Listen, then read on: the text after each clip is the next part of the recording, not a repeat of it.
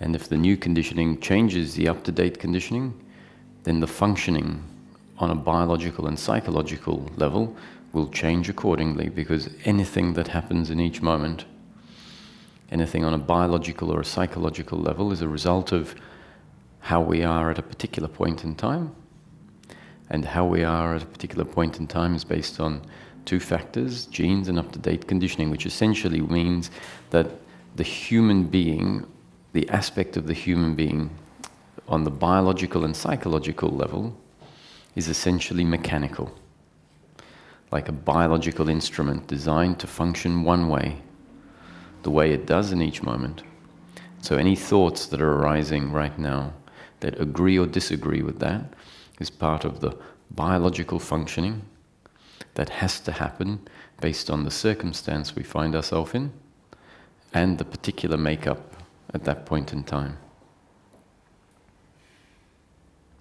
And so a lot of concepts are delivered that bring about change, but the change that happens is hopefully a change whereby the thinking mind starts to dissolve, meaning the beliefs in the thinking mind start to be seen to be just beliefs, not necessarily an accurate reflection of life. And when that starts to happen, the thinking that stems from the beliefs in the thinking mind starts to slow down, because the underlying belief is either not there or significantly weakened. And as this space arises, a space that previously was filled with objects that have a very particular composition. Thought objects from the thinking mind have a composition that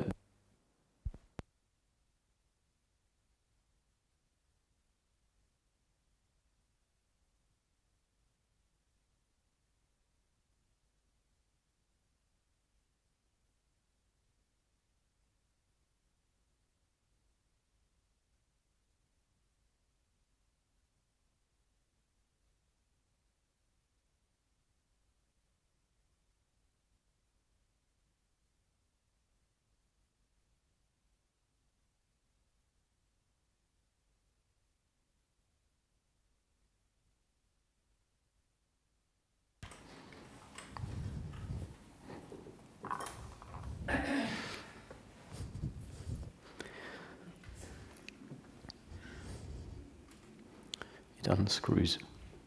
Yeah, good.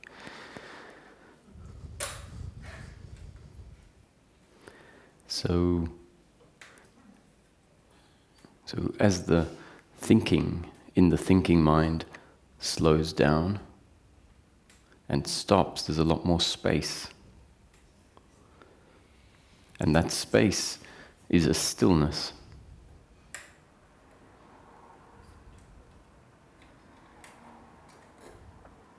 And there's a presence in that space.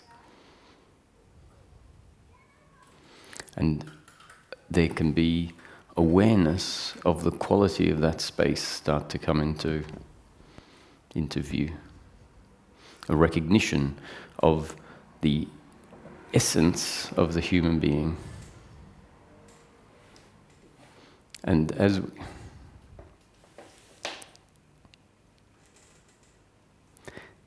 we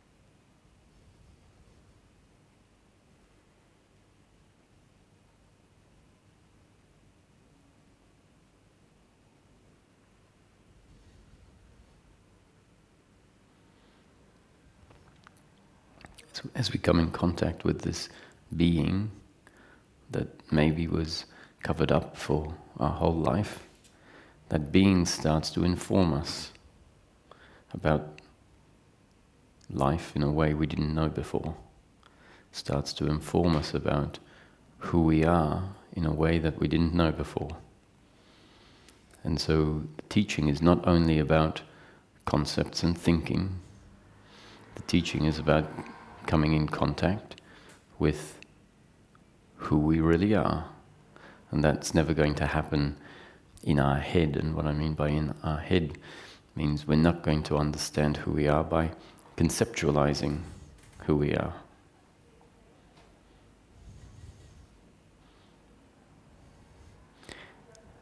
A knowing of oneself happens on a level that is before thinking. It's what we can call being. It's a field of being in which the whole world arises. And when I say the whole world, I mean what is here right now. So to be present is to be present with the experience as it is right now. Not some imagination of a world that doesn't exist in the present moment from your own experience. What exists right now is the world as it presents itself.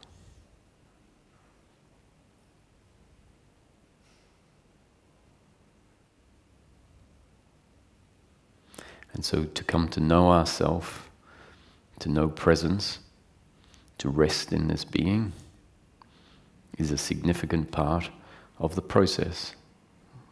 It's an alternating movement, we could say from time to time, of contemplating, inquiry, and of dropping into being where we connect to what we are at our core. And as a connection to what we are at our core settles in, and the resting there happens for longer and longer periods, we might find that the inquiry then happens with a simultaneous connection, and the inquiry is seen as a happening, is viewed as thinking happening, contemplating happening, insights happening from a place of being. So this morning, the focus is on the being aspect of the present moment, the being aspect of the human being. I say this because there are a lot of concepts, and sometimes we might assume that it's about thinking, only about thinking.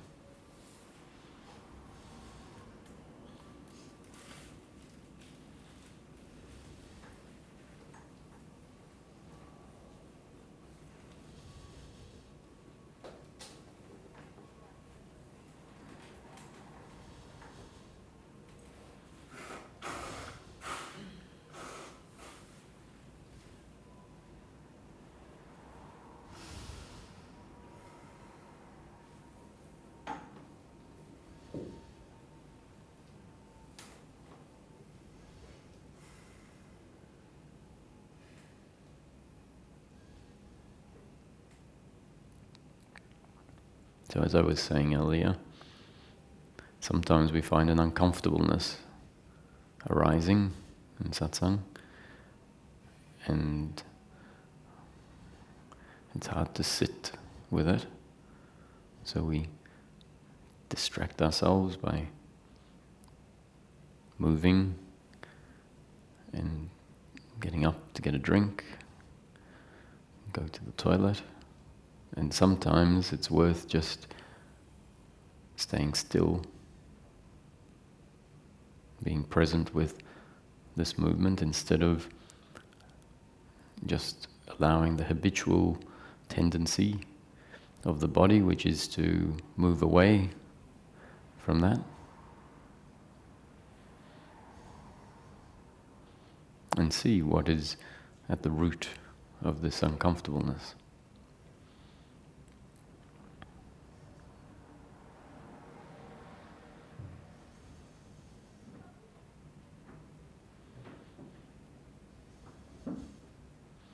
So this exploration into the present moment is really an exploration into what is here in each moment. Being really aware of what is here and recognizing what is not here that we may assume is here. Meaning a belief that exists in this space that is telling me about something other than what is here. Now, if that belief is there, that is an object in the present moment. Nothing to do about it, just to recognize that the belief is there or here, telling me about an experience that may not be here. The belief might be telling me that I'm sitting in meditation. Whereas if we are sitting in meditation with what we would call eyes closed, and we're really present with the experience, we might see that the belief is telling us about an experience that doesn't actually exist.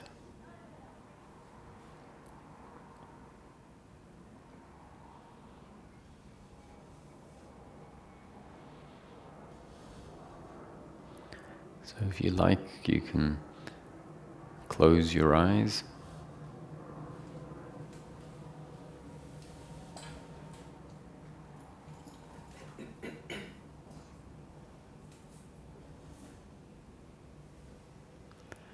Allow the gaze with your eyes closed to soften and widen.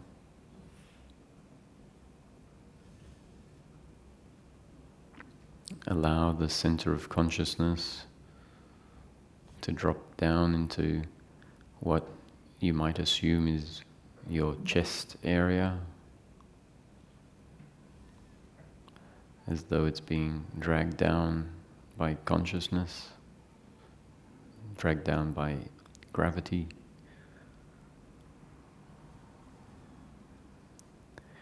And as that center of consciousness drifts down into the chest, you might realize that there's an openness. Thoughts tend to happen less.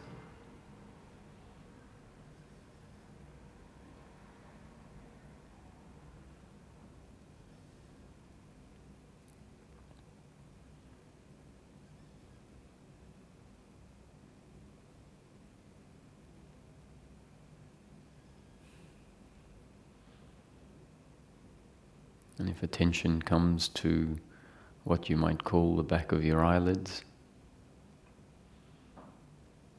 and you're present with that, you might realize that there is a vast open space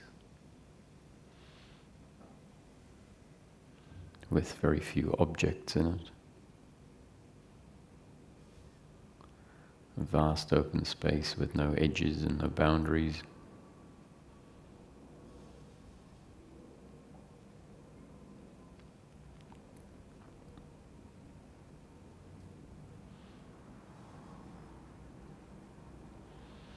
And if you drop the idea that there is an inside and an outside,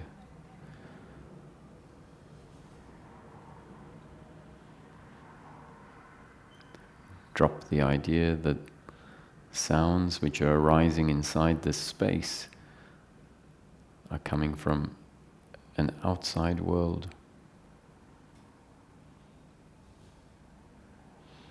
So if a sound arises which we would label as a car driving past,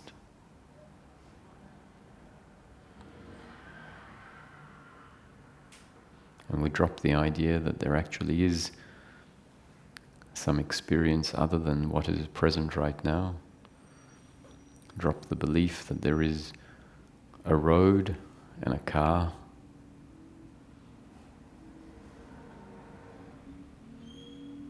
and just remain present with the experience as it is.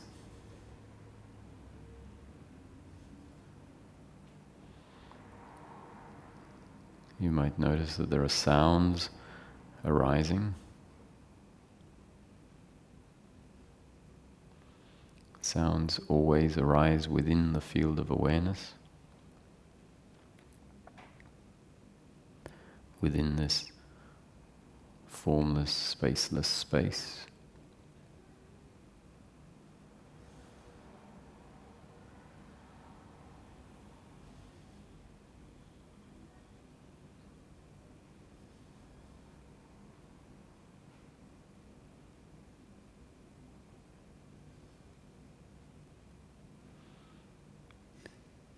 If the belief that there is someone sitting in a room is seen to just be an object in the present moment,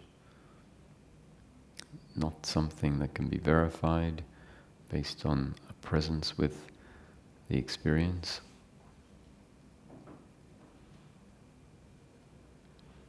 if it's seen that what might be referred to as the sense of a thigh touching a chair, when awareness lands on that sensation and is present with the sensation as it is, the sensation doesn't say much about a thigh or a chair.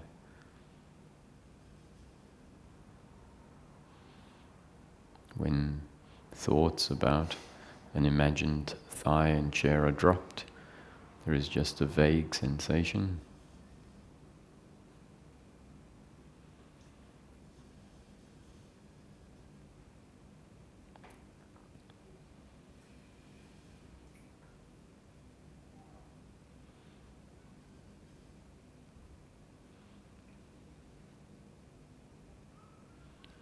And if thoughts arise and drag attention away from that vast open space, which might be believed to be the back of one's eyelids, then at any time attention can refocus and come to see that the experience as it is right now is primarily one of vast, open, spaceless space with no edges and no boundaries. Sounds come and go in that space.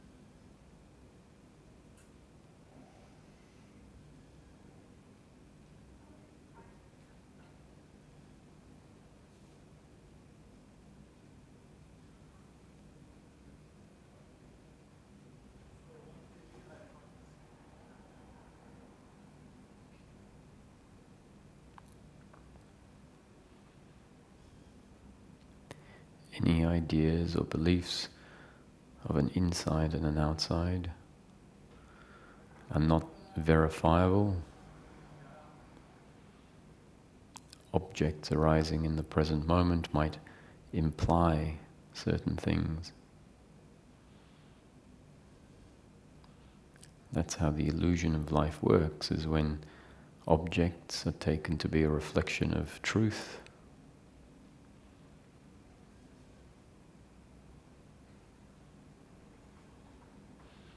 When objects are taken to be absolute,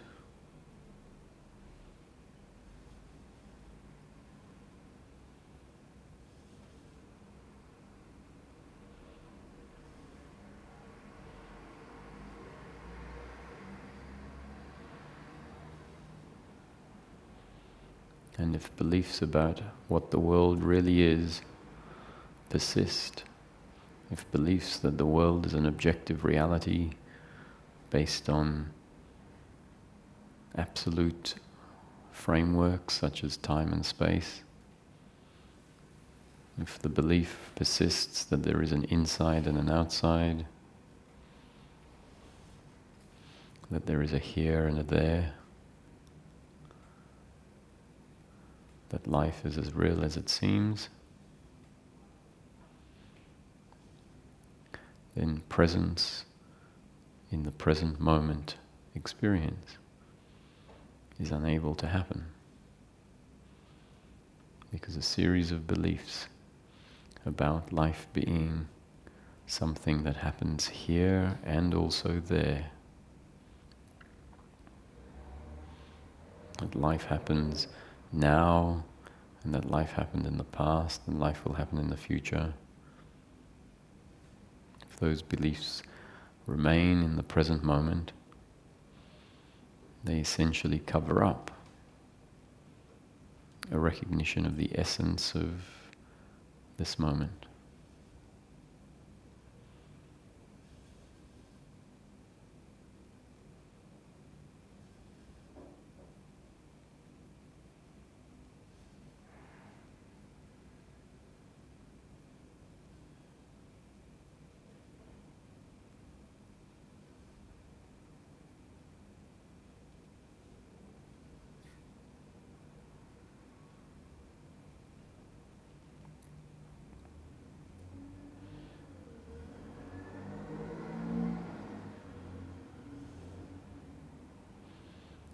Sounds arise out of nothing in this space and then subside back into nothing.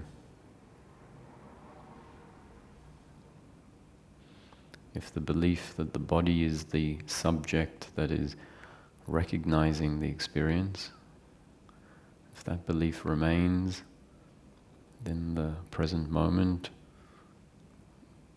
will not be able to be experienced as it is.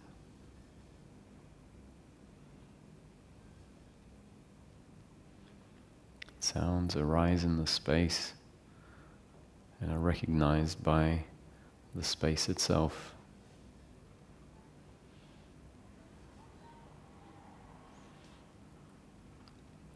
In this experience that we might call eyes closed, there is no body.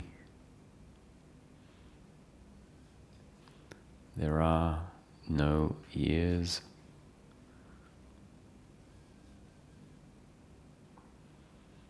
There is no inside and outside. The sound doesn't come from a person outside of yourself.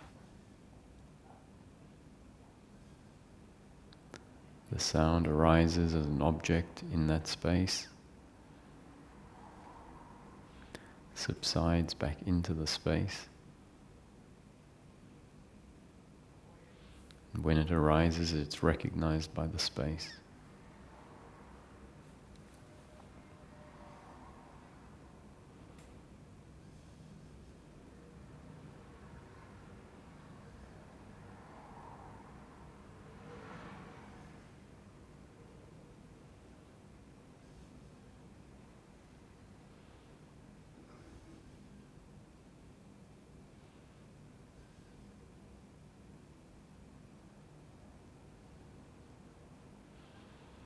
And even though the experience of the world as we know it is not there, which means that the experience of the world has essentially collapsed, and what has taken its place is the experience that exists right now. Even though the world as we know it is not present, the visual objects are not there. What is undeniably present is awareness of the present moment experience as it is.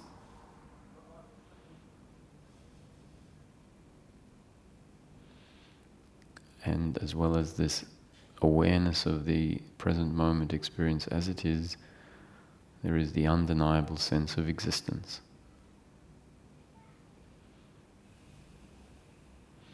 if all beliefs of what exists fall away, are seen to just be a story, not verifiable based on the current experience,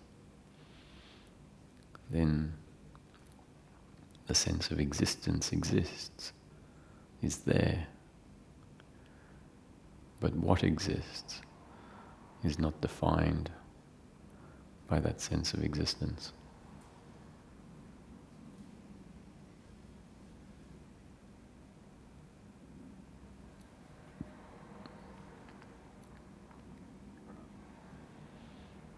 The two basic aspects of consciousness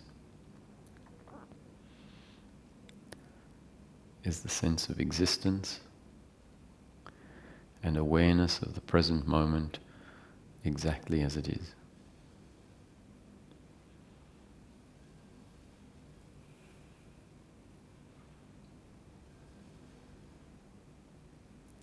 These two aspects are present in every experience,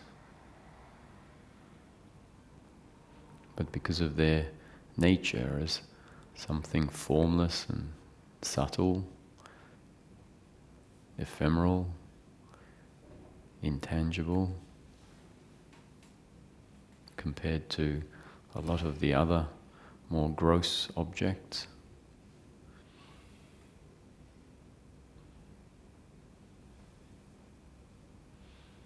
because of their nature, as I just described, even though they are ever present with all experience in life. And remember, life is a momentary experience arising in the present moment. Because of their nature, the sense of existence and awareness remains unseen, unknown to be the very essence, the very basis of the experience of life.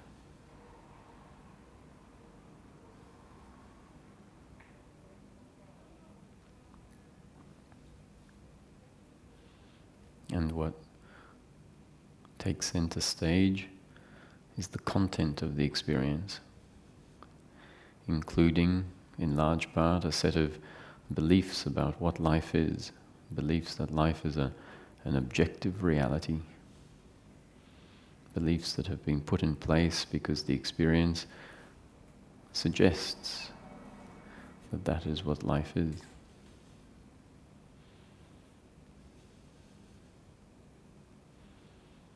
So an exploration into the nature of the present moment, such as we're doing right now,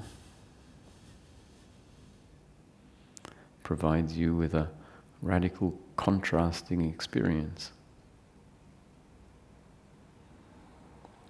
that, if registered as an experience in the present moment, will then allow us to conclude that the present moment experience is not always of daily living as we know it.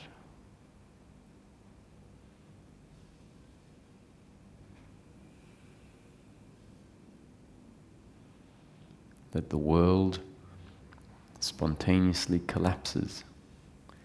The experience of a room with people in it falls away.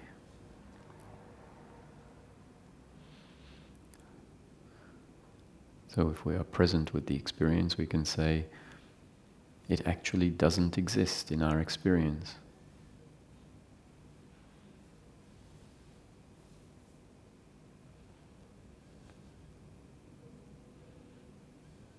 What exists is empty, formless space, no body,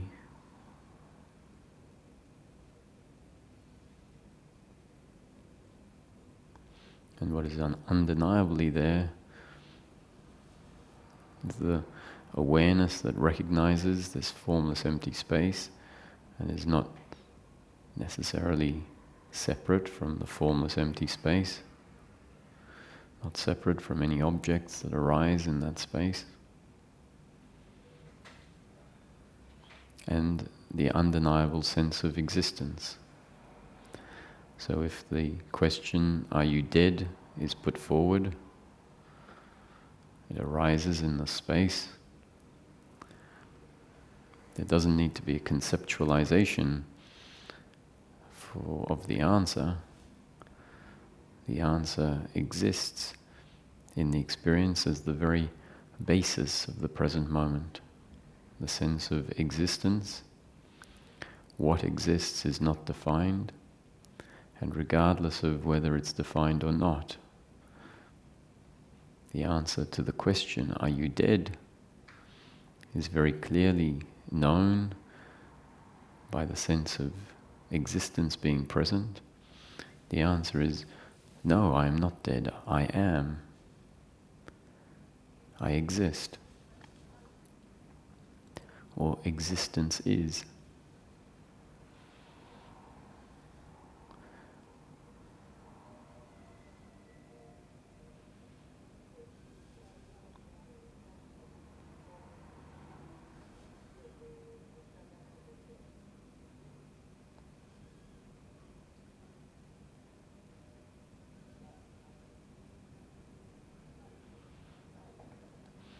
And if what we would call opening our eyes happens, in an instant, the present moment experience has changed radically.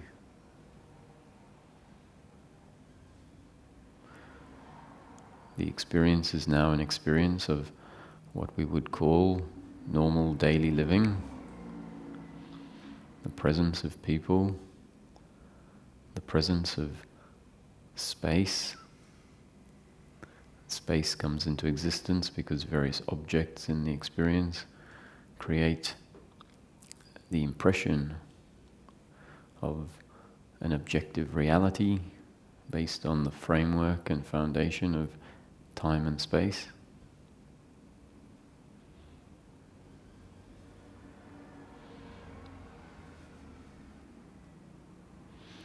And if in this moment what we would call closing our eyes happens, the experience of an objective world collapses.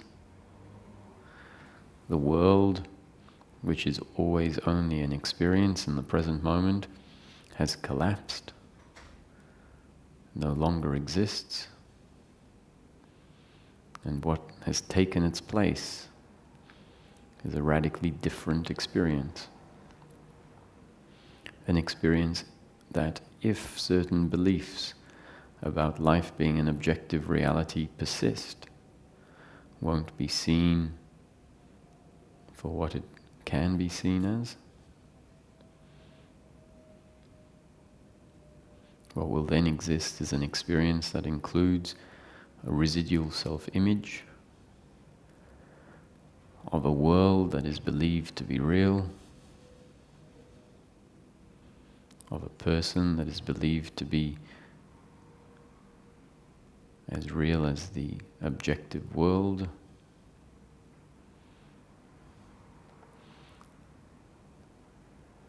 And the fundamental nature of experience, meaning an imagination, a creation in consciousness, the fundamental nature of experience will go unappreciated, because the assumption will be that the objective external world exists and I am sitting in that objective world with my eyes closed. And so I can't see the objective world, but of course it exists.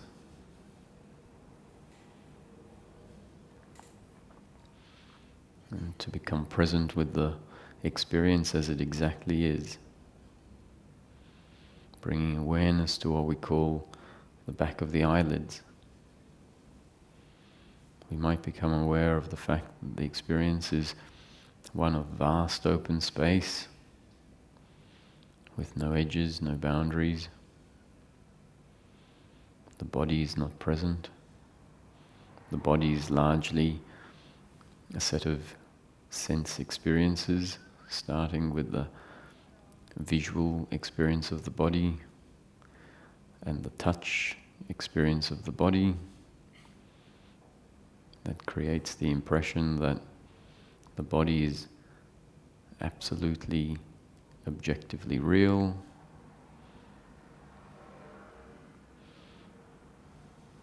Remember, life is designed to create a particular impression of life.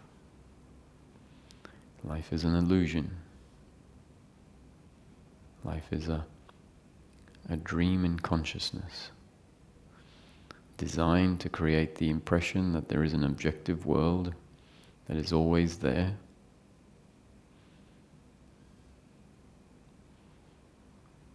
Designed to create the impression that what we are as the subject is a body that walks through the subjective world. A body that can open or close their eyes to see or not see the objective world.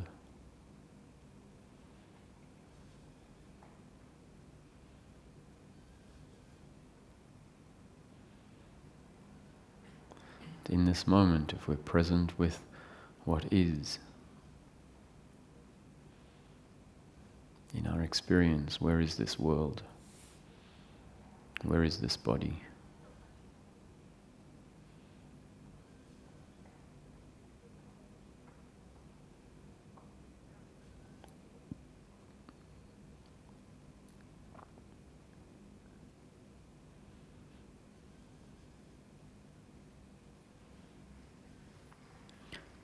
And yet remembering when being present with the moment as it is, the awareness and the sense of existence are undeniably there. The two factors that are never absent in experience, regardless of what the content of experience is. And so if what we would call opening our eyes happens, the experience changes radically in an instant. The background of the experience as it is now is the same background of the experience that was present when the world wasn't here.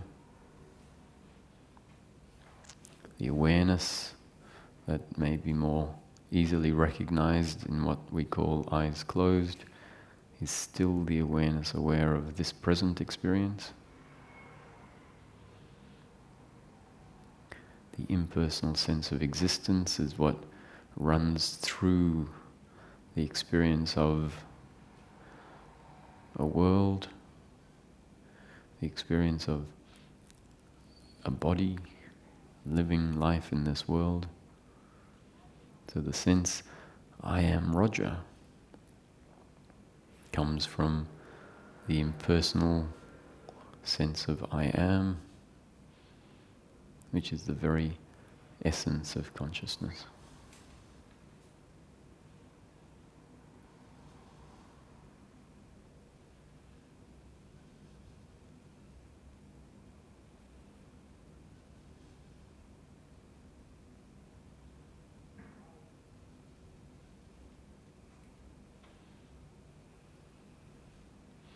And if what we call closing eyes happens, then the experience changes radically in an instant.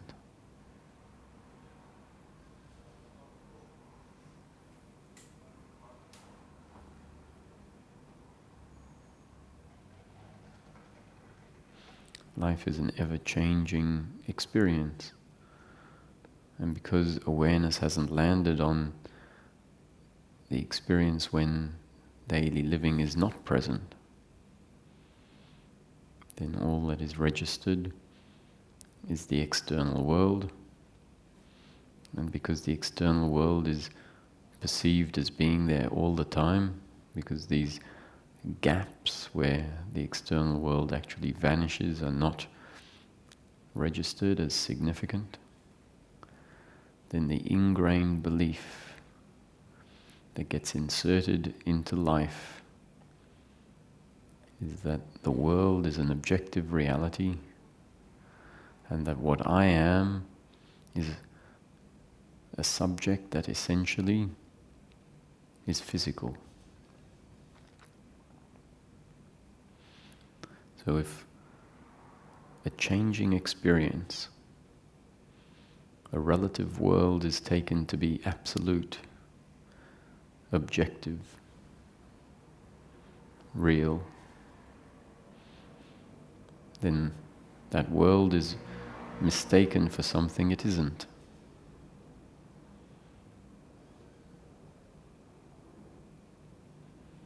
And when the relative is taken to be absolute, then that which is more absolute remains unnoticed.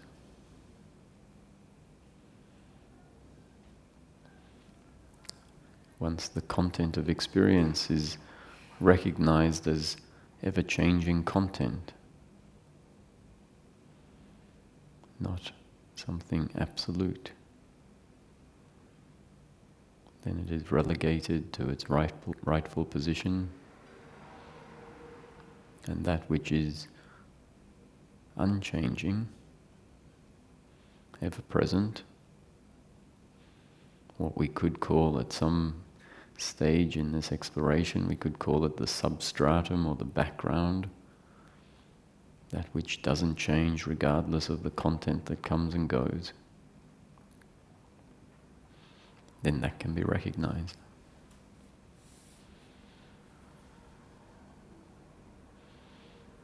The experience of life puts in place content such that there is a strong identification with what appears to be form, which is in fact only experience designed to create the impression of form, an identification with form as absolute, and then the more subtle, formless subject, which is the background on which all apparent form arises and falls, remains covered up, unseen, unappreciated. What we are is not something that comes and goes. What we are is not something relative. And when I say what we are or what I am, I'm not referring to the residual self-image, the belief of who I am, but rather that which I am essentially, that which exists without any conceptualizing of it.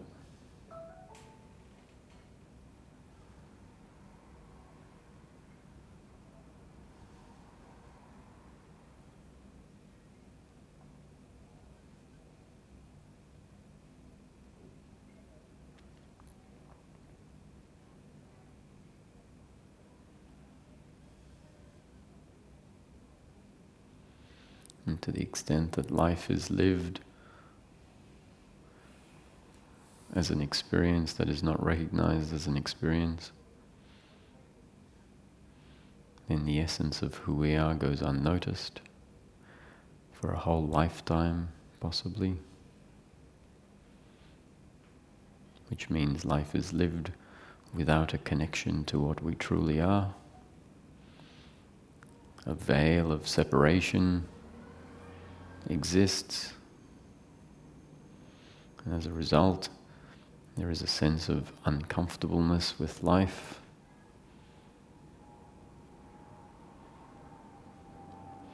And to the extent that this veil of separation falls as part of the story of life, and a recognition and a connection to an aspect of the life experience comes about such that wasn't there before, a recognition of our timeless and eternal infinite nature is recognized, a nature that inherently is unchanging, with the undeniable sense of existence, what we could call being, then when this is recognized, life can be experienced differently. And the presence of the daily living experience, once the essence of experience has been grounded into the presence of the daily living experience, no longer has the capacity to be mistaken as something absolute, which means it is allowed to be there as the experience. It is able to be appreciated for what it is, an experience of time and space, an experience of a body living in an objective world, an experience filled with pleasures and pains, an experience that is an experience of being an objective person in the world that can enjoy the pleasures of life, and all along remaining connected to the essence of who we are.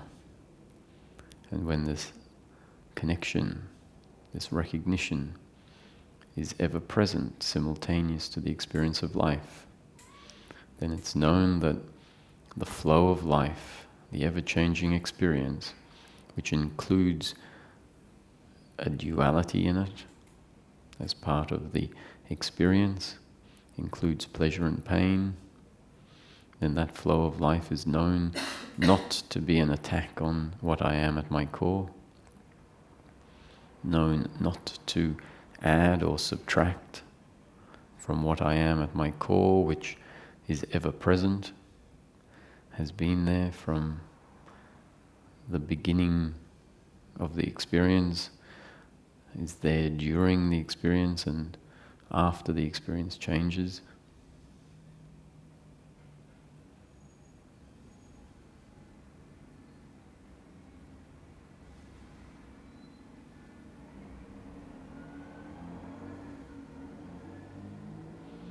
And so this is what is known as knowing oneself at one's core as consciousness or awareness with the undeniable sense of existence.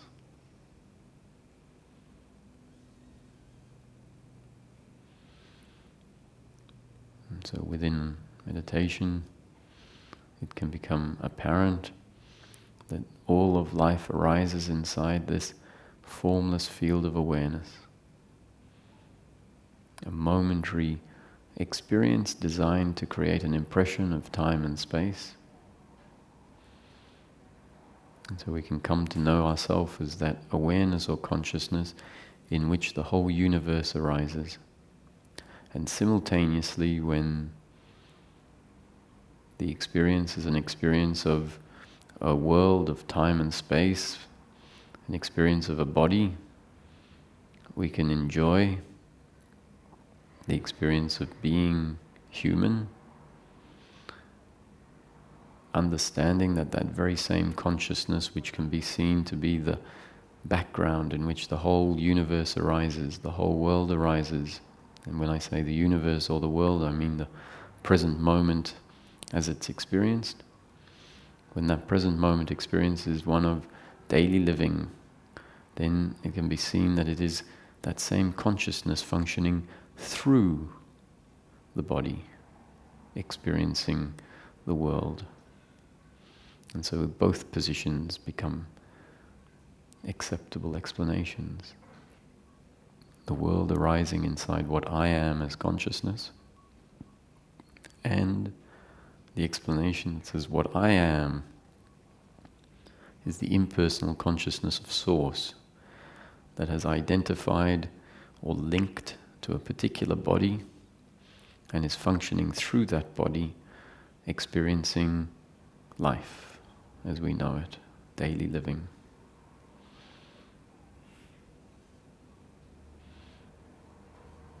But essentially, whichever way we look at it, whether we see life as an arising inside what I am as consciousness, or whether we see it as what I am is the impersonal consciousness of Source linked to a particular body-mind organism functioning through it as a vehicle and experiencing life, it is known that at the essence I am consciousness.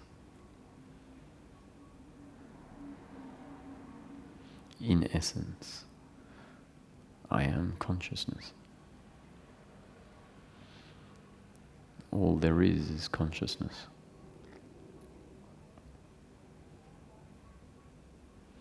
The world arises in consciousness, is made of consciousness, and recognized by consciousness.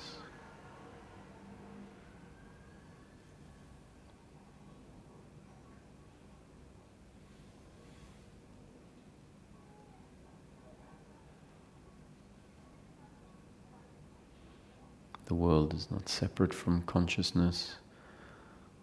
The world is a momentary experience arising in the present moment, and the present moment is consciousness.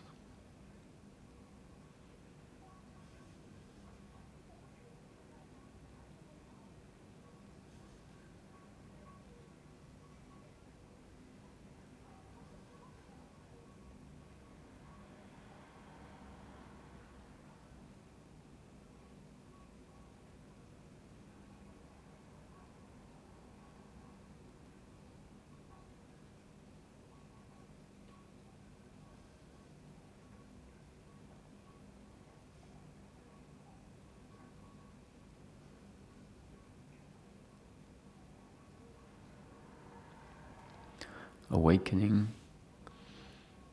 is awakening to the fact that life is experience. Awakening to life as experience means an awakening to the fundamental nature of experience. Experience can't exist without awareness being present. If awareness was not present, there wouldn't be an experience to recognize. Awareness and the experience are not two. Awakening is awakening to the realization that life is experience. When life is recognized as experience, the fundamental nature of experience is known. And what is fundamental to experience is awareness and the sense of existence.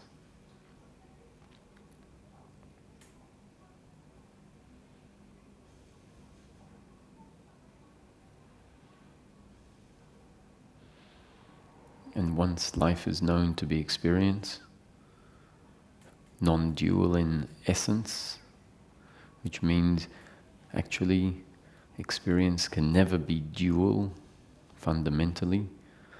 Experience fundamentally is always non-dual. Experience is awareness of content that are not two. You can't not have a non-dual experience. Experience fundamentally is non-dual.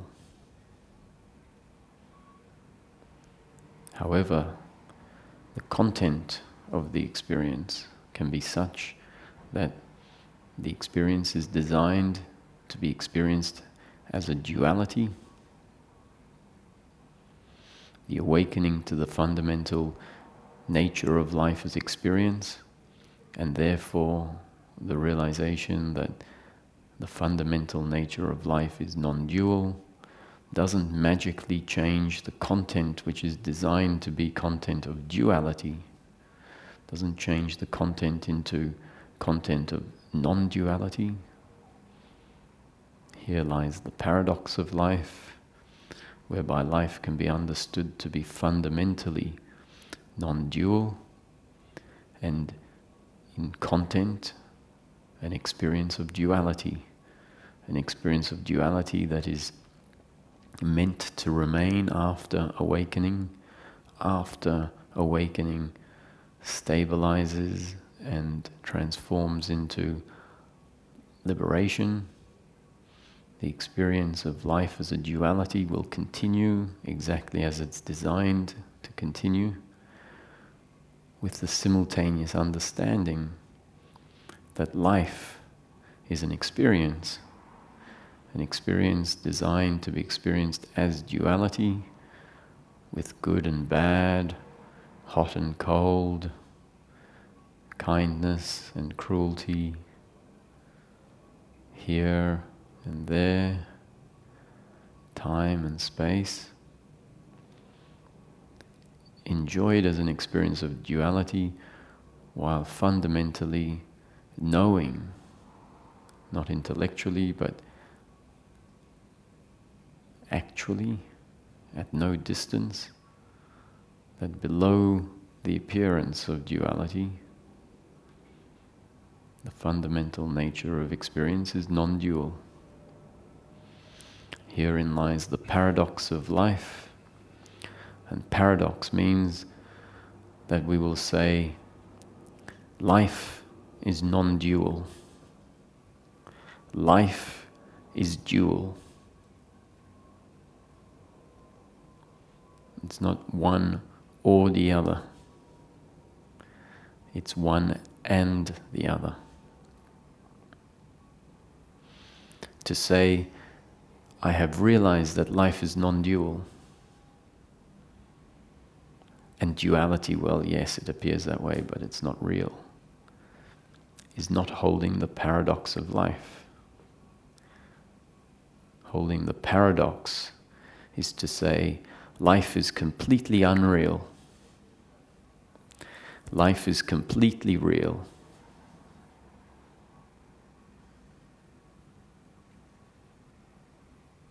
To say, life is completely unreal, oh yes, and it appears to be real, is not holding the paradox.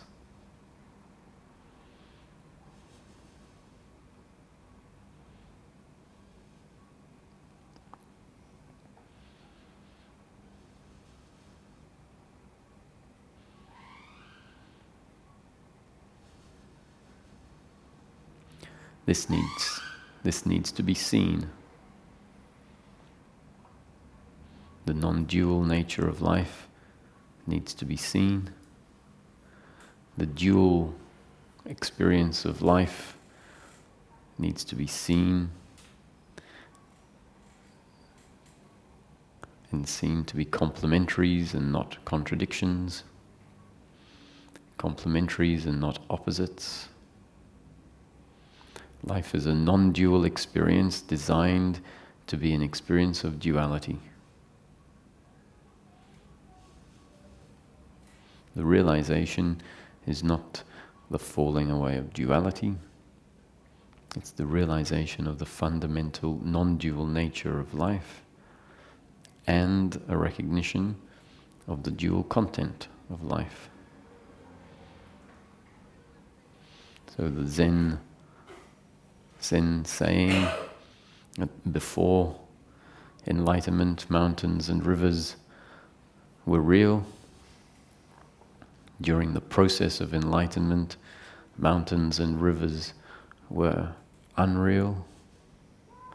After enlightenment, mountains and rivers were real again. Points to the different stages. Before liberation, life was seen to be completely real. During the process, life was seen to be unreal. And after, the aspect of relating to life as real must come back. But it comes back differently to how it was there in the first place. It comes back without obscuring what was realized in the middle phase.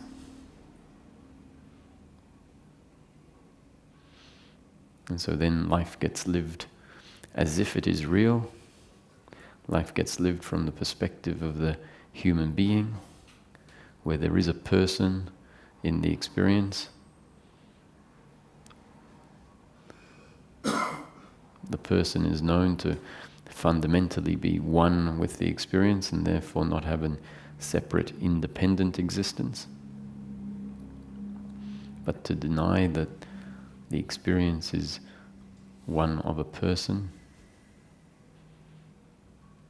would be to remain stuck in the realization that life is unreal, that mountains and rivers are not real.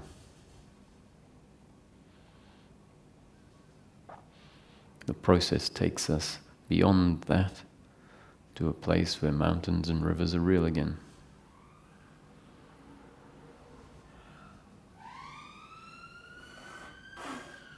Before enlightenment, chop wood and carry water.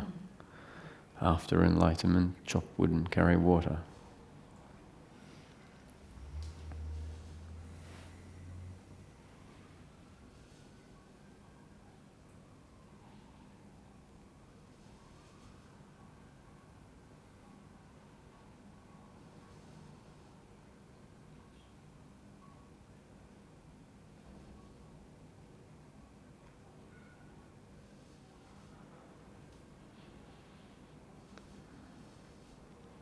So if anyone has any questions or comments, you're welcome to wait for the microphone and put those forward. Just be careful of the camera.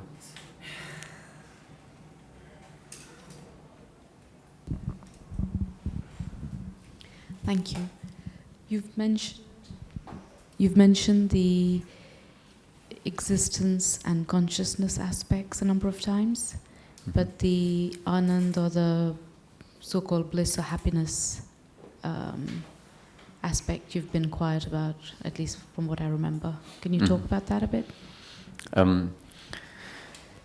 In practice, from my experience, the experience that Ramesh also put forward, the experience that we can see is the experience of many people that speak about this transformation in history.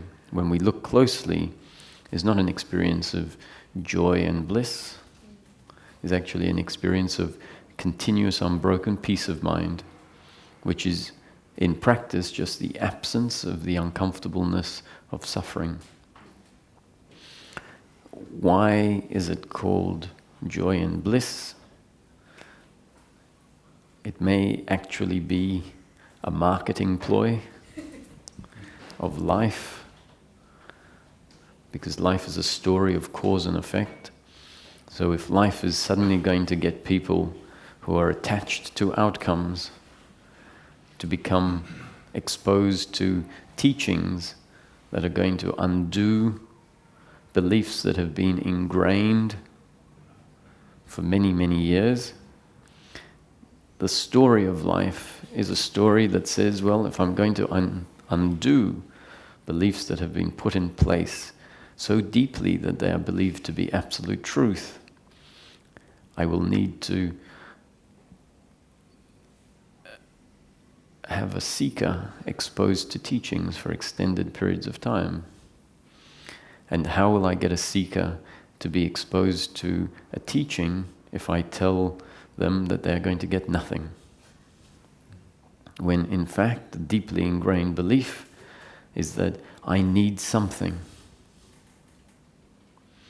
So the teachings will tell us that we will get an amazing ecstatic experience of joy and bliss, and the seeker says, this is what we're talking about. This is what I want. I don't want just everyday pleasure. I've had that. It's not satisfying. What I need is this amazing ecstasy and bliss, this joy, this love. And slowly, slowly, as the teachings that start off focusing on certain issues, the teachings start to change the seeker, and the attachments start to get weaker and weaker, and more wisdom comes in, then the teachings can start to say, well, actually, enlightenment, from a practical point of view, delivers the end of suffering. And in practical terms, the end of suffering is peace. Not the gaining of anything, but the removal of something. And so Ramesh used to say that the definition that came about, the translation that came about of the word Ananda in Sanskrit, translated as bliss, was in a way unfortunate on the one hand, because even within seeking we find that attachment happens, and unless that attachment is undone, then it becomes very much its own expectation. And expectation is a form of suffering. And so the translation of the word Ananda into bliss serves multiple purposes. One, to attract people, but also at some point for expectation and attachment to be there. Well, not at some point, basically from the start. And so somewhere along the line, it needs to be corrected. This understanding of what Ananda is. One way that I could run with Ananda as bliss is when we look at the contrast between suffering and peace of mind. And if we look at suffering, if we use the analogy of someone with a headache, a migraine headache, and the migraine headache is the suffering. And when the migraine headache instantaneously stops, the person will go, this is bliss. But when we actually look at what has been delivered, there hasn't been something delivered, but the removal of something. And when the removal of something very unpleasant happens, the contrast could be called bliss.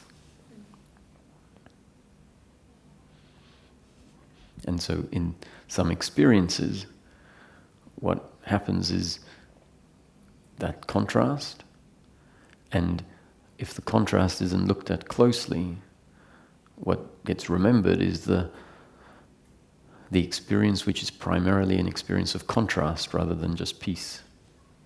So this is an important fact. And then I also need to talk about joy and love and bliss. Does it actually exist? And I'm sure that many people have had experiences of bliss and universal or unconditional love that overwhelms the system. So there's no doubt that joy and bliss and ecstasy exist as part of the content of life. We could even say, based on the experience of them, that the joy or the bliss that arises from time to time is not a result of an object outside of ourselves. It's not because we put a strawberry in our mouth and it explodes in our mouth. We can feel that this joy and bliss comes from our true nature. And so I would also be able to run with the fact that the lowest common denominator of our true nature is available in the form of continuous unbroken peace. That's something that is always available on an unbroken basis.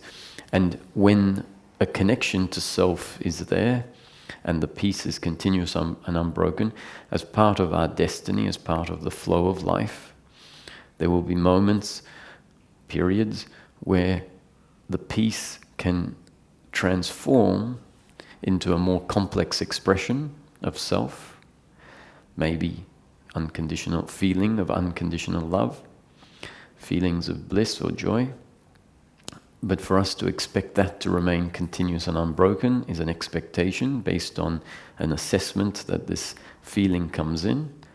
And because we've read about enlightenment being this bliss, the mind then concludes, oh, I had it, and one day it's going to come back, and I'm going to be sitting in bliss.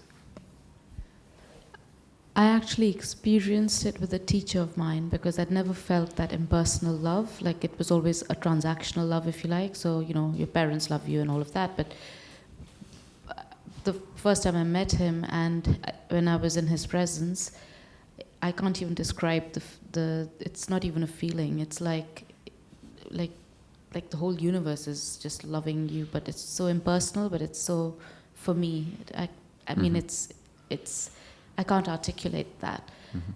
And I didn't actually believe it existed till I experienced it. It wasn't through books. And so I know it's there, and I suspect you're right. Like I have a suspicion that you're right, that it's fundamental to who I really am, and I've had glimpses of it. And then like the mind wants it to be there more than it is, right? So, or I feel like, oh, do I need to go see him again in order to experience that, for example? Like, and that's where I kind of swing sometimes. Yeah, and if the teaching that he puts forward, which is not to say it's wrong, it's a teaching, all teachings have a purpose. If the teaching is primarily focused on describing it as bliss and love, no, but if it was, for example, or we've heard it, and then we experience it in the presence, the assumption is he is feeling this bliss and love, and I'm now feeling some of what he feels on a continuous basis. So we'll then feel it and understandably draw this erroneous conclusion. So there's no doubt that when we come in contact with this vibration that is very different to how we have lived, our energy system can collapse and come in line with this vibration, and the contrast can actually express itself as these amazing feelings of bliss and joy. It's part of the opening up of our system, where the more complex expressions of self arise. Maybe to get you to go back, which is a good thing, because you go back and you will be exposed to more and more. But at some point, life says, actually what you're really looking for, what the human being is really looking for, is happiness. And happiness for the human being turns out not to be some form of pleasure, but actually the end of suffering, continuous unbroken peace of mind. Can I ask another question? So you yesterday mentioned that you're going to talk about how we can maybe be more receptive to the intelligence that comes from the recognition of who we are. Mm-hmm. So that, I mean, just a reminder that we should cover that. Yes, okay. I intend to do that in the afternoon session. So that will be more about learning how to, or opening up to the fact that the concepts, when we understand that the concepts are pointing at the fact that our happiness isn't to be found in outcomes, then we might start to see the beliefs that are in place that are based on the assumption my happiness is to be found in outcome, and so the beliefs say this is what you should do in order to maximize pleasure. And those beliefs actually keep us disconnected from functioning in another way, a way that the mind might say, well, if you do that, then you're doing not what the other wants, because the instruction at some point might say, go left, and the other wants you to go right. And the mind says, well, you can't go left, because if you go left, you'll be on your own. And that's not happiness. If you go left, the other wants you to go right, and so they won't like you. And that's not happiness. So it says, forget about following any of those other instructions. They're bad for you. Follow my instruction. The instruction of the thinking mind, with its shoulds and shouldn'ts. And the thinking mind is all based on the false idea of who we are. The thinking mind has essentially got life wrong. And so the instructions it gives us are also misguided. So remembering, when I say the thinking mind has got life wrong, what I'm saying is that the story of life has inserted certain beliefs in order for them to be there exactly the way they are. So there isn't any individual that is getting it wrong. It's just the experience at the moment designed to be exactly the way it is.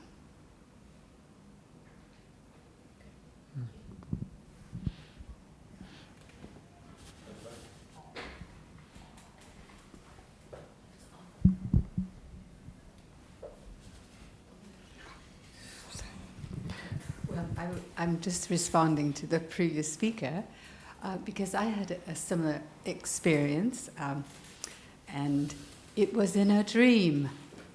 Mm-hmm. And,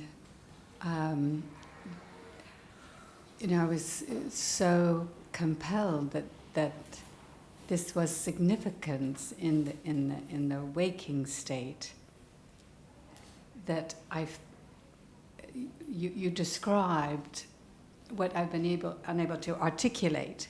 This it must be significant, and that this is a connection, and also something to be sought after, to recreate.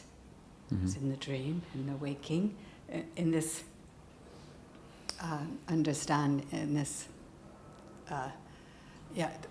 way of comprehending this experience, profound, because the more profound, then it must be significant.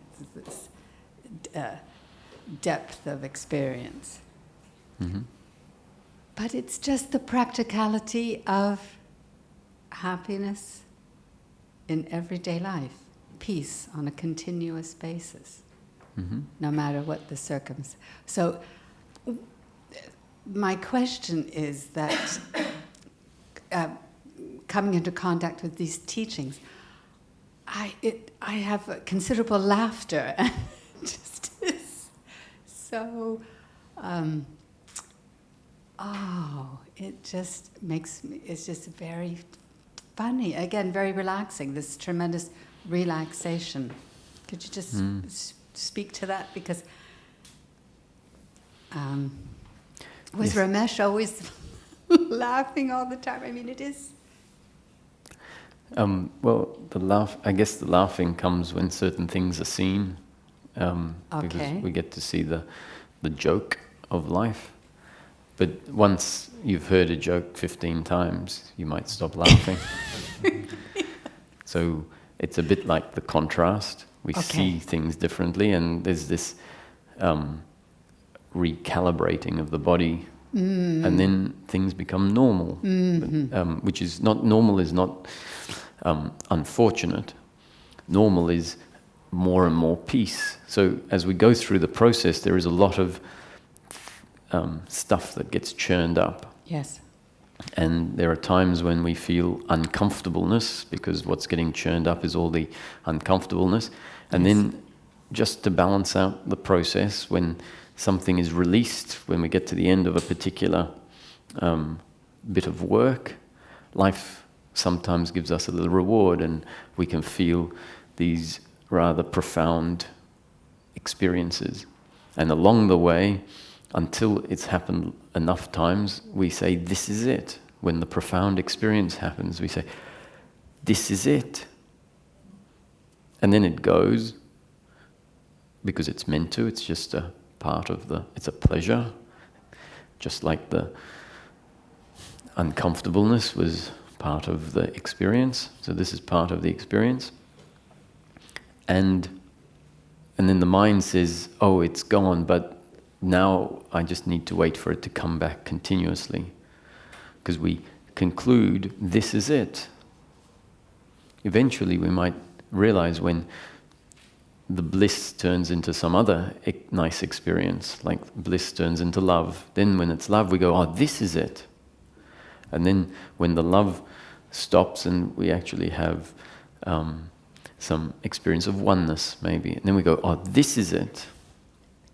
And we realize, well, first I thought it was bliss, then I thought it was love, now I think it's oneness. At some point we go, maybe none of this is it. Maybe this is all just part of the process, delivering different different rewards, maybe, because, and not necessarily rewards, it's not, that's one way of explaining it. It can also be energetic rebalancing. So blocks in the body get undone, and then the energies in the body start rebalancing, and part of the movement of energy can come up in as different sensations. What you said at the beginning, which is when we drop the idea that it's about something, like an experience of bliss, we do that because somewhere along the line we've been informed, the working mind has been informed about the different types of suffering. And one of the significant types of suffering is expectation and attachment to outcome. And when we get these feelings of love or bliss, even the feeling of, not the feeling, even the peace, which is the absence of suffering, we tend to want them to stay. And to the extent that we believe we can make it happen, or even if we don't believe that we can make it happen, but we're just wanting it to come back, that's a movement of the thinking mind. It's suffering. And at some point, the working mind and awareness land on it and say, actually, this attachment to this happening again, this expectation, is my suffering. And when that's realized, there's the realization, just stop. I mean, stop the expecting. And I don't mean stop the expecting as a new set of thinking that now has to stop the expecting. That would be more doership, and it will be more suffering, and it will be seen at some point, because inevitably it's going to happen. I have to stop the expecting. And if we've been equipped to recognize all of the different forms of suffering, they get seen and eventually they fall away. They fall away when real stopping happens. So thinking happens about what I need later on today and feeling overly excited about something that might happen. And at some point it's recognized, suffering, stop.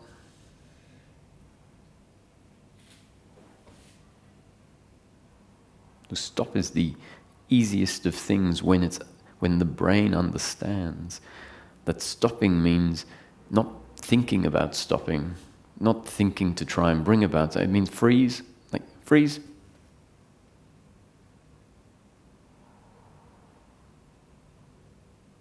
That's the end of suffering, is when suffering freezes, and not really freezes, but just the thinking just freezes. And so the doer, the thinking mind, is always trying to bring about the end of suffering. It's trying to do the end of suffering. Suffering is always thinking, and the end of suffering is freeze.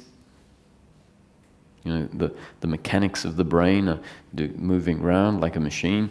They produce suffering, the thinking mind, and then we hear about the end of suffering, and so the thinking mind starts going, okay, I need to do the end of suffering. And it starts, and at some point it realizes, just freeze. That's the end of suffering.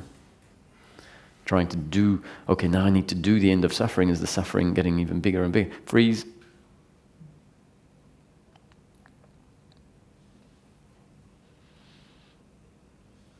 And it's the working mind that realizes that freeze is the end of suffering. So once the working mind gets equipped with this information, that, can you believe it, that I get what I want when I stop. The mind has been completely conditioned differently. It says, I get what I want when I work really hard. So it's a laugh when the working mind realizes that all this working hard of the thinking mind is suffering. And the thinking mind only gets to stop when the working mind sees the problem for itself.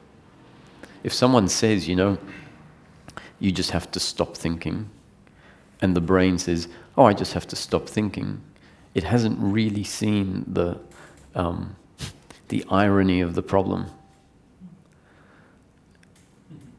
And when it does, it knows that, oh, stopping is falling backwards, not rolling forward to stop. It's like stop, freeze, you know.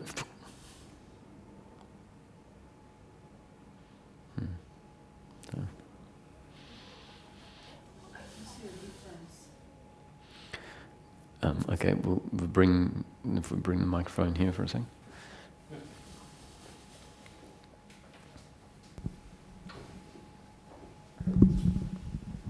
Yeah, I don't see the difference. Between Maybe because I lost focus when you were explaining it. you don't see the difference between trying to stop and stopping. Yeah, because it's stop anyway. No, trying to stop is more thinking. When the brain hears, oh, I have to stop. Okay, so now I'm going to do stopping. Let me see, how do I do stopping? And that's not stopping. So when the thinking mind hears that a description, it hears that enlightenment is the end of suffering. What it hears is, it doesn't hear a description, it hears, this is what you need to do. You need to bring about the end of suffering. And so then it says, okay, so thank you for that information. Now I have a job, and I'm going to start that job now, and I don't mind how long it takes. I'm going to do this and stop. Basically, because it just doesn't stop. It doesn't just thinks about stopping. It's not. Well, it's a doer. It thinks that it hears a description, and it says, I have to make this happen. So then it says, and at some point it's like, stop. When I say stop, I'm talking to the thinking mind that says, okay, thank you for this information. Now I'm going to bring about the end of suffering. I'm not sure how to do it yet, but I'm sure that if I start work now, then I'll figure I'm going to go, I'm reading this and I'm doing that. And all of that is not stopping. Yeah. And somewhere in the excitement, it's like you've got someone that's really excited. Stop. Oh, but I have to stop. No, but this is stop. But if I stop. No, but this is really important. Stop. But stop. Like the psychologist. Mm-hmm. Like the psychologist, yeah. Yeah, no, you've probably answered it. There's a movement to try and find awareness here, to notice awareness, and that's actually become a burden in a way. There's this kind of so the idea of just stopping, not even seeking awareness, not even seeking the knowledge of awareness. Mm. Exactly, because the fact is that awareness becomes aware of itself, and awareness doesn't know how to think. So when thinking is trying to find awareness, then what's happened is the baton, and you can only seek awareness when the baton is in your hand, right? Let's say that. And the baton has been given to the faculty that will never find awareness. So once the baton is given to the mind will think, okay, I have the baton, so now my job is to seek awareness. And it will never find it. The mind will, only awareness is allowed to, awareness becomes aware of itself. It always is here. It's just that the mind is functioning. So the baton needs to be given to awareness, but even that means, but when awareness gets the baton, awareness can't do anything.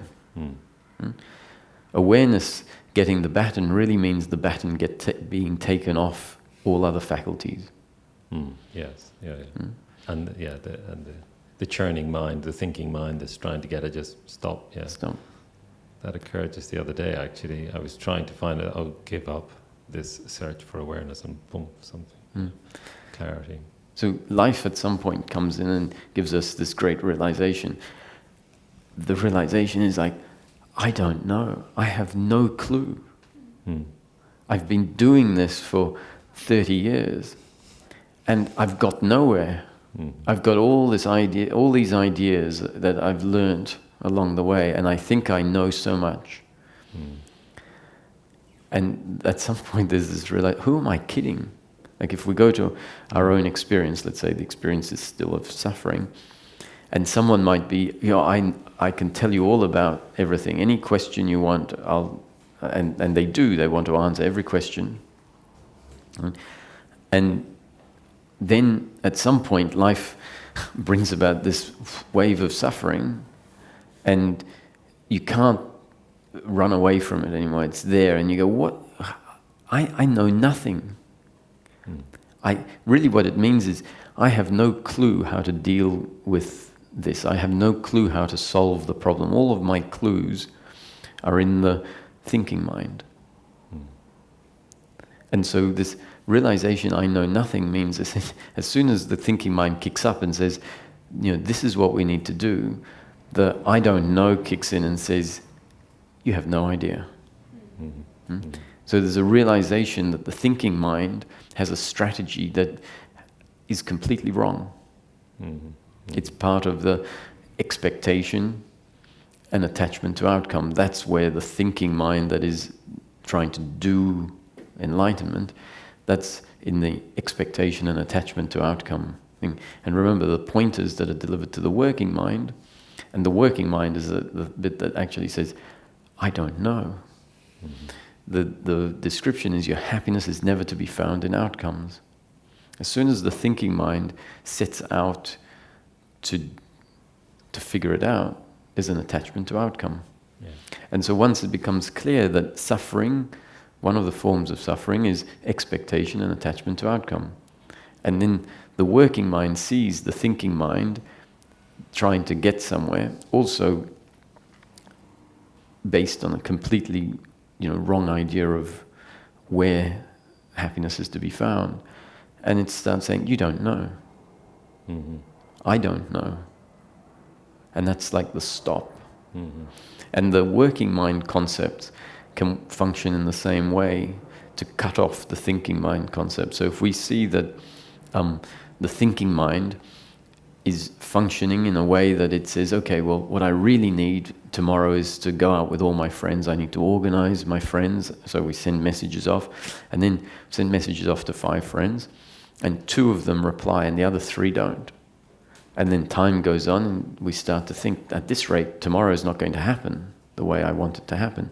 So then we start feeling attached to the friends replying. Maybe we even start blaming them. And at some point we might realize this is suffering in the form of attachment to outcomes and doership, blaming them for not having replied. And the working mind can throw up a thought that says, my happiness isn't to be found in outcomes. Stop. It's basically saying to the thinking that says, my happiness is to be found in outcomes, it's saying, you don't know. Yeah. It throws up the opposite that says, you don't know, you've got it wrong.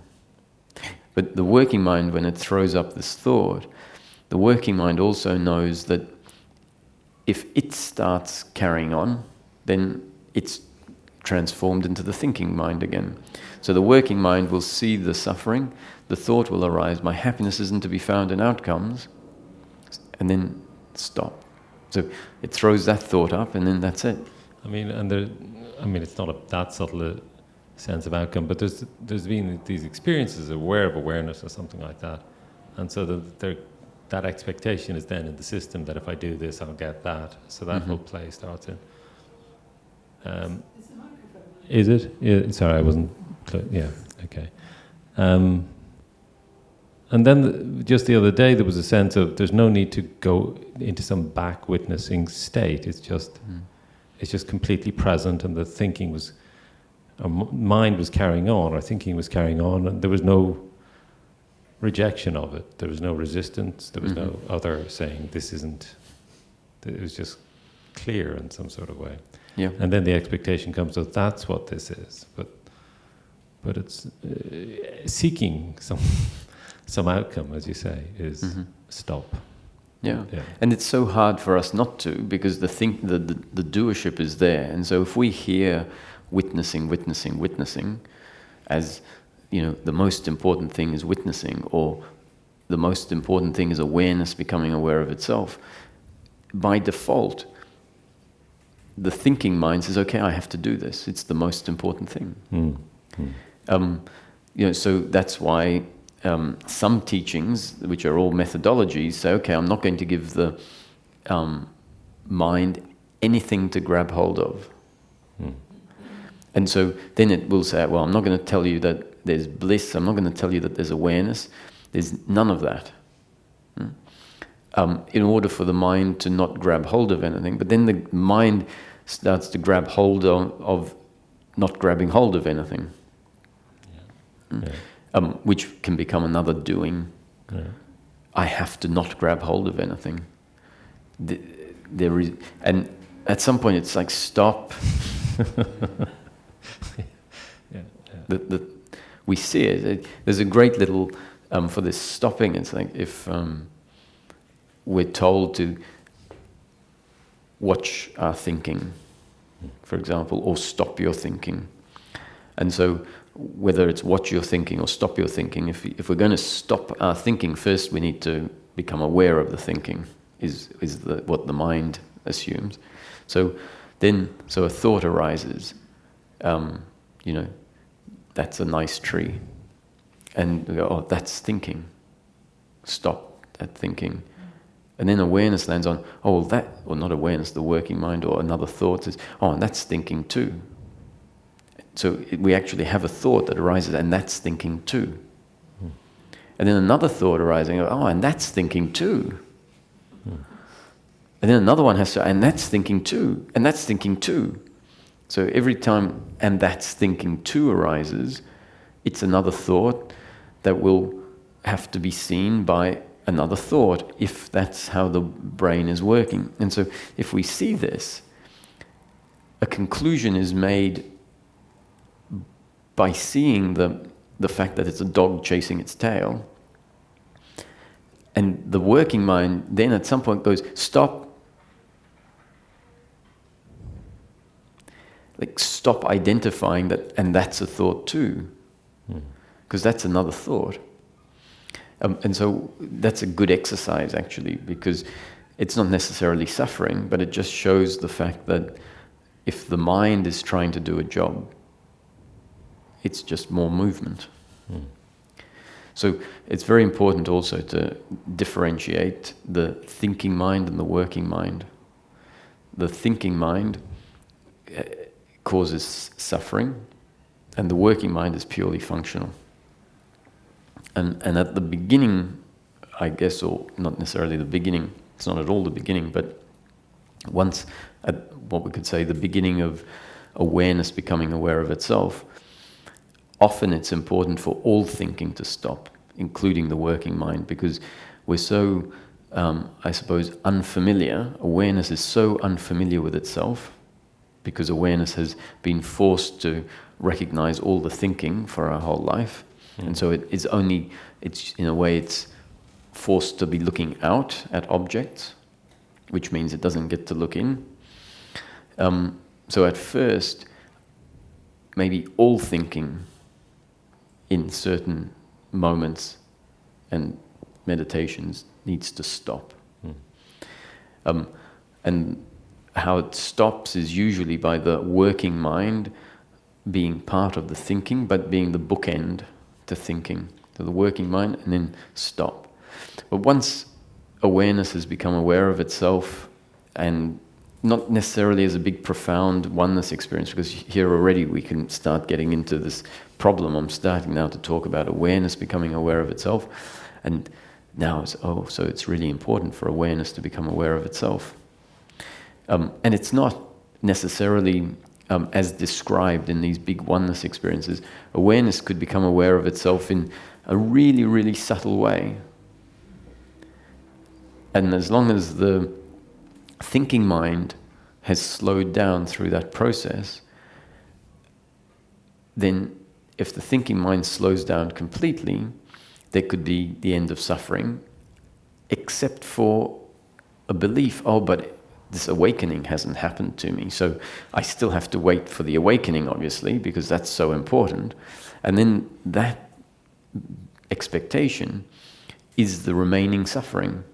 So if it then becomes, the notion is introduced that enlightenment is the end of suffering. Enlightenment is just the end of the part of the thinking that used to grab hold of what is happening and judge it as appropriate or inappropriate relative to who I am. And someone might say, "Oh, I have that, right? I have that, but I don't have that big experience." And so why do you want the big experience?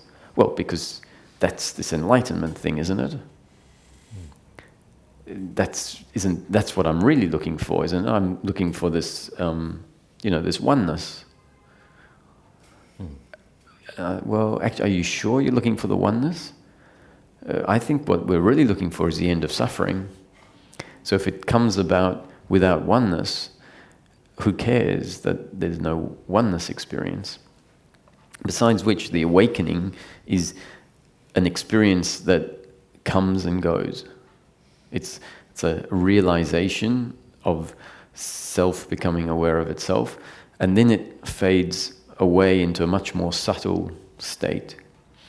And why it happens for some people and why it's so significant, why it's spoken about, is because it becomes, what is revealed in the awakening becomes the basis on which the beliefs that are still left in place after the awakening start to get undone.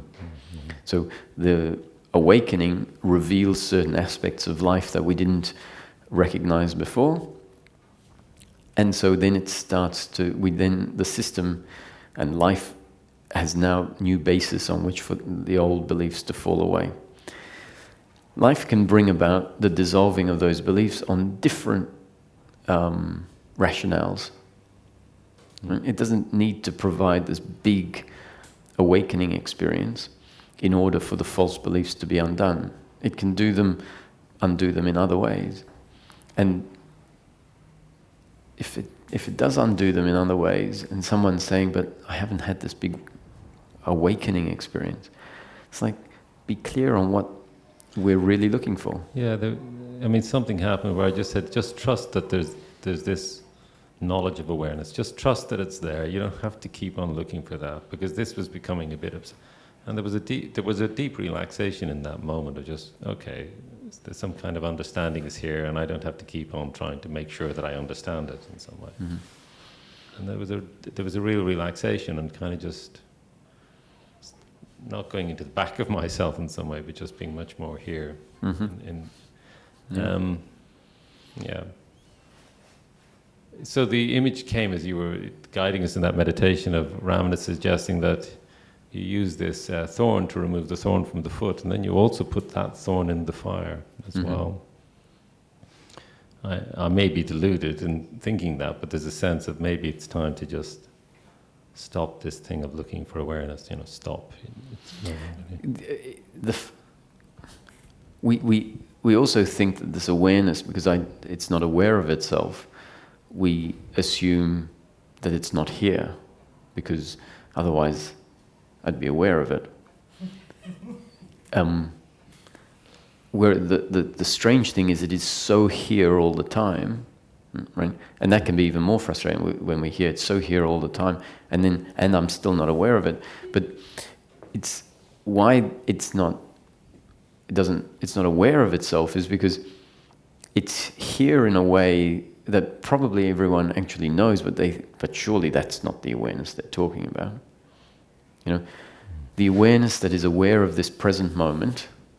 This present moment requires awareness to be present in order for you to see my hand. Mm-hmm. What is seeing my hand? We assume that the body is the instrument that sees the hand. Drop the idea that the body is the subject. Drop the idea that the body has eyes and that the eyes are the instrument. And just if we sit aware of the present moment, we can't, there's no feedback of eyes. We can't see our eyes in this moment. Do eyes even exist? And yet life has put in place this deeply ingrained belief that the body is the subject. The body, which is an object really, is that which does the seeing. And it also puts in place, because life is designed a particular way, if hands come up over the eyes, then the imagery changes. And it creates the impression that, of course, it's the eyes that do the seeing. So if someone throws powder in your eyes, you don't see anymore. And so it once again creates the impression, which it's meant to, that the eyes do the seeing. And so I'm not saying that the eyes absolutely don't do the seeing, but if we come to our experience in the moment when we're doing an exploration of the present moment, and we don't have our hands over our eyes, we don't have powder in our eyes, are we sure that the eyes do the seeing?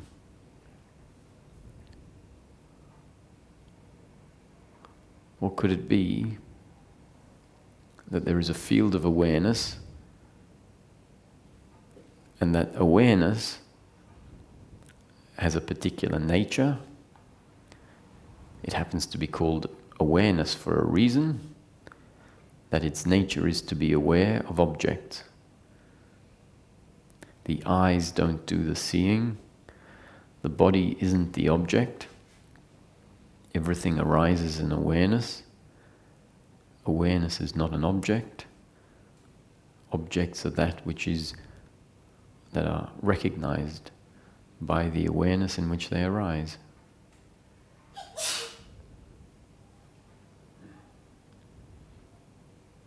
And someone might go, "You're kidding me, that's not the awareness, is it?"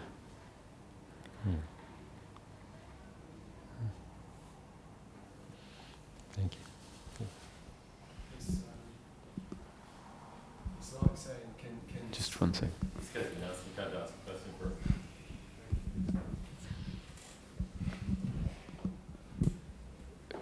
It's like saying, can seeing be seen in the same sort of way as seeing, but can the seeing be seen?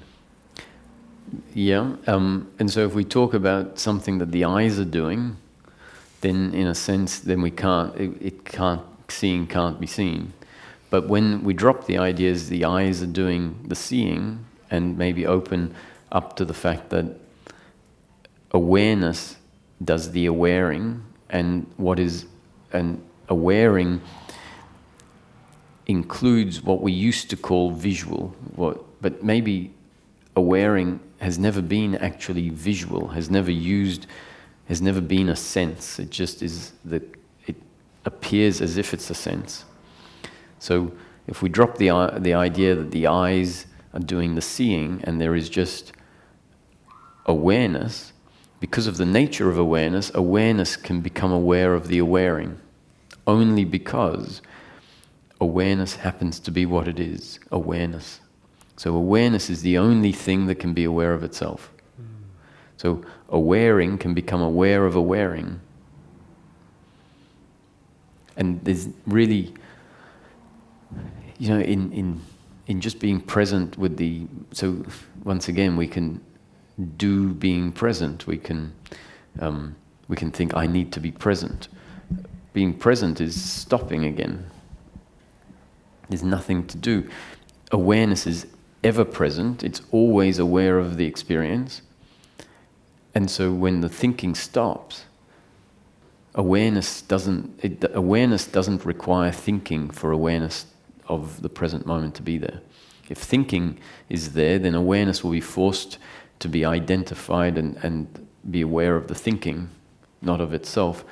If we realize, awareness is doing the awaring of the experience.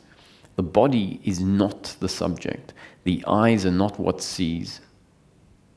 Awareness is aware of the experience. And the experience is designed on some level to seem like it is the sense of sight that is seeing. I was wondering if we could just talk about what you briefly touched on earlier about the kind of blockages in the body, because something that sort of keeps coming up here is that stopping does occur sometimes, and what happens then is that awareness seems to kind of drop into the nervous system, and it seems to move about the nervous system in its own way and kind of find blockages or feelings of pressure or and the thinking mind is kind of out of the equation at this point. It feels like prior to the thinking mind, but you know, I wouldn't say that there's any sense of long-lasting peace of mind. There's more a kind of release of trauma or blockages in thought or something like that. I was just wondering if you have anything to say on that at all. Yeah, so that process, the process you describe, you could loosely, depending on how significant or how it presents, you could say that's Kundalini energy moving.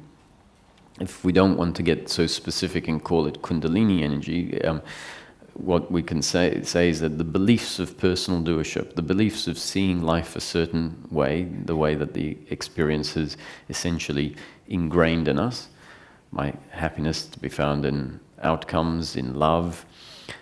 When a concept that's delivered in satsang, or because you're reading a book or you're just contemplating, something clicks. And the click could be, my whole life I've been seeking love. So when it clicks that happiness isn't to be found in outcomes, outcomes is pleasure, pleasure, pleasure. Sometimes we might think, oh, pleasure is, you know, going on holiday, pleasure is eating great food, pleasure might be having sex. So those are the pleasures we normally think about. Love is pleasure, just love of the other, where someone appreciates us, someone's kind, someone understands us. Non-love is when someone, you know, strangers or whatever shout at us, or someone that in the family doesn't appreciate us, doesn't understand us, you know, judges us. All of that's non-love. And so we don't necessarily put the desire for love of the other into the category of pleasure. And at some moment, a click might happen. My happiness isn't to be found in pleasure, pleasure, pleasure. And love is pleasure. It might, in one moment, it might become really clear, love is just pleasure. And we can see my whole life I've been attached to love. I've been seeking love from the other. And so in that moment, something very significant has happened. Essentially, the belief that my happiness is to be found in love, love, love, love, love, has now been attacked, it's been exposed. And the belief that is, not necessarily a belief, the concept, my happiness isn't to be found in pleasure, pleasure, pleasure, which on other levels, the working mind has put ticks next to. My happiness isn't to be found in great food, that's pleasure. And I have that pleasure, but inevitably it doesn't provide continuous happiness. When something bad happens, I find my attitude towards what has happened while I'm eating good food means that the good food isn't some magic solution. That means I hear bad news and I remain at peace. So on another level, it becomes very clear my happiness isn't to be found in outcomes. But it hasn't penetrated to my happiness isn't to be found in love. But in this moment, it has. It's like, wow, love is a pleasure. And so then the wisdom that has seen my happiness isn't to be found in all these other pleasures penetrates down to this level. And so now there's a war going on between the ingrained belief that my happiness is to be found in love and the army is the working mind concepts that now is having a fight with it. And even at the point when there was that realization about love being pleasure, the belief shifted, has changed significantly in that instant. And beliefs are really energetic. The essence of a belief is, the base of a belief is thought, but all thoughts are, especially doership thoughts, have a lot of energy in them. And so when they're locked away in the body based on very intense trauma, which means painful circumstance that was interpreted as absolutely personal. So trauma is usually the personal aspect of what happened in an event. So when that's locked away, there's this huge energy in the body. When the concept comes in and says, and changes something, what's released is a block, an energetic block, which is really a belief in doership or attachment to outcome. And so then it starts moving around the system. So if we imagine the system as a whole lot of pipes, and pressure in the pipes, and then a blockage that has always been in the pipe gets removed, and suddenly everything has to stabilize. It needs to find a new equilibrium, because let's say there's a part of the pipe that wasn't filled with water, and a blockage has been taken away, and now the water gets to flow through. And as it flows, comes rushing through, there might be some other blockages that it hits into. And there's also an intelligence in this whole process, that the movement of energy is also, there can be an awakening of an energy that sort of goes through the system and starts undoing blockages. So if someone called it Kundalini energy, it would be that. If we look at it in this context, it's the working mind being equipped with certain wise concepts that starts doing the breaking of beliefs. And so when it breaks a belief, what has broken the belief is sort of an army of this concept, and it keeps getting to flow in places that it hasn't been able to flow before. And so we feel a whole lot of energetic movement in the body. Because what I find then is that it sort of puts a new carrot on a new stick in a way, because there's this kind of feeling of, when this process is done, then the process is done, you know. And in a way that seems to be putting another thinking mind structure on top of it, and there's this kind of dichotomy, I suppose, of when the letting go happens, this process begins, and then this process is creating this thought process on top of it, and it's sort of creating this kind of back and forth. Which is the thinking mind, that like you said, this idea that when this process is finished is the thinking mind, and to the extent that the working mind recognizes that as suffering, that will shut down. The process will then carry on, right? But without the thinking mind thought about it. And if the process includes suffering in it, or while the process is happening, suffering still continues to arise from time to time, the thinking mind is either going to come in and say, oh, look, the process isn't finished yet, and one day the process will be finished, and I can't wait for that to happen. That's the thinking mind again. The working mind might come in and cut that off quickly, and that means that an energetic process might be happening. From time to time, suffering arises, not either as a result of the energetic process or as a result of something that happened in the flow of life. And if the thinking mind doesn't kick in and make a comment about this being some place not good enough and I'm waiting for the good enough place to be, then there's just witnessing of what is. So we might come to see that the thinking mind is the opposite of the natural witnessing that we don't have to do. We don't do witnessing. Witnessing is just the quiet, the space that is not filled with the noise of the thinking mind. So inevitably the thinking mind is going to draw these conclusions, and once the working mind recognizes that what's happening there is a form of suffering, then that suffering either just gets witnessed or it gets cut off.